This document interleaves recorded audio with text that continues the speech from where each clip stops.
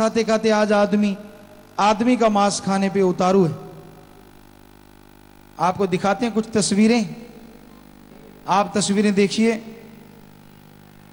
और उसमें देखेंगे बाहर के देशों में औरत जाती है, अपने बच्चे का जो 4-5 महीने का निकालती है पेट में से, और उसको फिर साबुत अचार डाला जाता है, बच्चे का मांस बनाया जाता है, सूप बनाया जाता है। तो आपको फोटो दिखाते हैं भ्रूणों को खरीदते हुए खाते हुए लोग,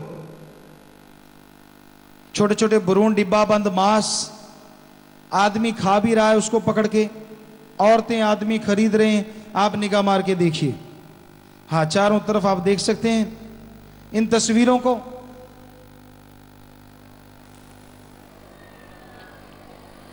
ये आदमी ऐसे खा रहा है आदमी के बच्चे को जैसे अपने बाजरे या मक्की का भुट्टा खाते हैं, तंदूर में लगा के बनाया गया और उसको खाया जा रहा है। अगला फोटो है जी, ये हकीकत है, कोई बनाई गई तस्वीर नहीं है। हाँ अगली तस्वीर दिखाएं। भ्रूणों के पैकेटों में पैक करते हुए, वहां की फैक्ट्री, बहुत सारे बच्चों की लाशें पड़ी हैं, उनको पैक किया जा रहा है। देखिए भ्रूणों के पैकेटों में पैक करते हुए, ये देखिए पैकेट बनाए जा रहे हैं, इंजेक्शन लगाए जा रहे हैं ताकि वो मांस 6 महीने तक खराब ना हो। देखिए छोटे छोटे नन्ही नन्ही लाशें पड़ी हैं, बच्चे पड़े हैं और उनको सफेद पोटलियों में काला गुना दबाया जा रहा है। अगली तस्वीर आपको दिखाते हैं, मानव भ्रूण का सूप बनाया जाता है, जैसे अपने टमाटर सब्जियों का। ये देखिए सूप बनाया जा रहा है, ये इंटरनेट से डाउनलोड की गई तस्वीरें हैं। और ये सूप वाली तस्वीरें चीन के शहर कैंटोन के एक रेस्टोरेंट की हैं। यहां औरतें आती हैं और 80,000 रुपए में अपना बच्चा जो कि 4-5 महीने का होता है गर्भ में से निकाल के दे जाती हैं, और ये 1,60,000 में आगे सूप बेचते हैं और कहते हैं इसमें बड़ी ताकत है, फलां है, धिंकड़ है, जो कि बकवास। तो आप देख सकते हैं बच्चे पी रहे हैं, उसका पिता पिला रहा है उनको सूप। तो ये मानव भ्रूण का सूप। तो ये बुरा हाल है आज इंसान का। आप प्याली में देख सकते हैं नन्ही सी खोपड़ी बच्चे की डाल के देते हैं कि ये देखो ओरिजिनल है, क्योंकि मांस जब आदमी खाता है तो राक्षस बन जाता है। मांस एक, चाहे आदमी का, चाहे पशु का, चाहे पक्षी का, किसी का भी हो, उसे कोई फर्क मालूम नहीं होता। अपने देश में भी ऐसा हो रहा है। जब 2 लड़कियां और तीसरी लड़की डॉक्टर ने बता दी, कहते हैं इसकी सफाई करवा दो, अबॉर्शन, वो सफाई नहीं होती। या तो बच्ची को अंदर से खींचते हैं और नहीं बाहर आती तो टुकड़े टुकड़े कर देते हैं, डस्टबिन में फेंक देते हैं, या फिर इंजेक्शन लगाते हैं जिसमें बच्ची गर्भ में सिकुड़ जाती है, बाहर निकालते हैं और फिर डस्टबिन में फेंक के कुत्तों के आगे फेंक दिया जाता है, और कुत्ते नोच नोच के मांस खाते हैं। आपके शहर का भी बुरा हाल है।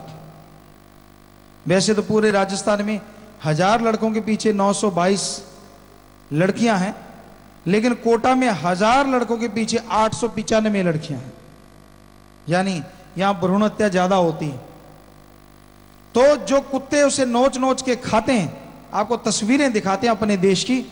तो सबसे पहली जो तस्वीर है वो है जी गर्भ आतंकवाद।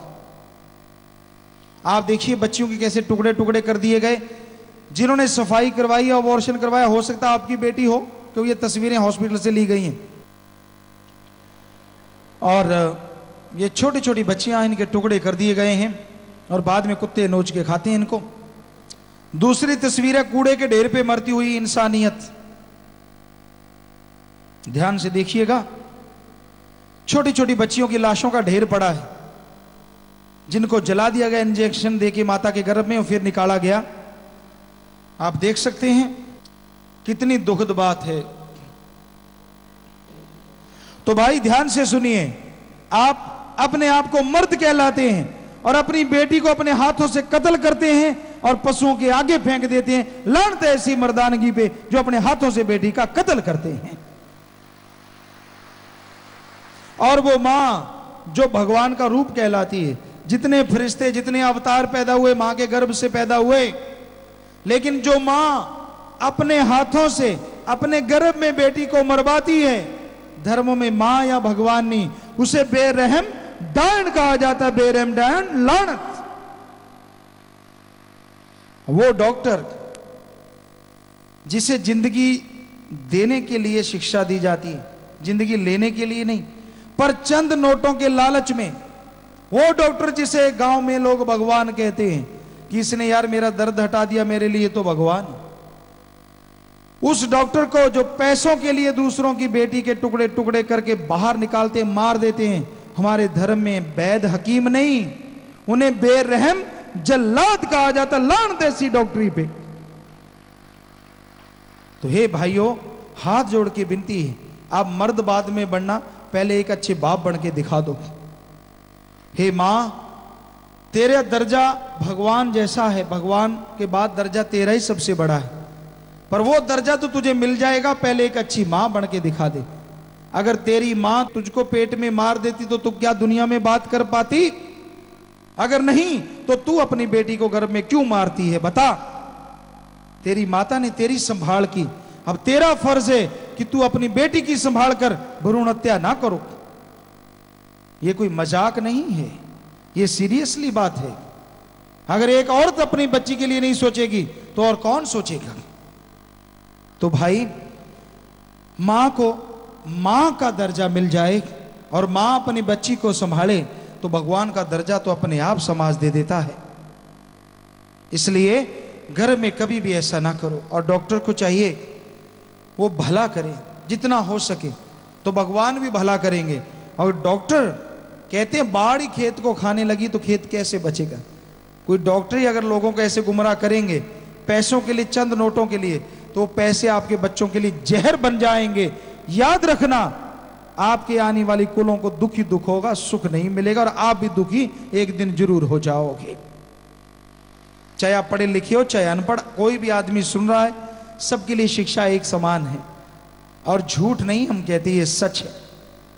पेशा है, कई कहते हैं हमारा तो पेशा है। ये कहां लिखा है पेशे में कि आपने भ्रूण हत्या करनी है? कहां लिखा पेशे में कि आपने लोगों को गुमराह करना है कि तेरे तो बेटी आने वाली है? तो भाई, अगर आपके बेटियां ज्यादा हैं कि हम शादी नहीं करवा सकते, तो हम हाथ जोड़ के विनती करते हैं वो बेटियां आप हमें दे दीजिए। हम उनको अपना नाम देंगे। यहां हमारी करोड़ों बेटियां हैं, वहां वो भी आ जाएंगे, क्योंकि पहले हमारे पास 18 बेटियां हैं। आपको फोटो दिखाते हैं उनकी, वो हमें मम्मी पापा मानते हैं।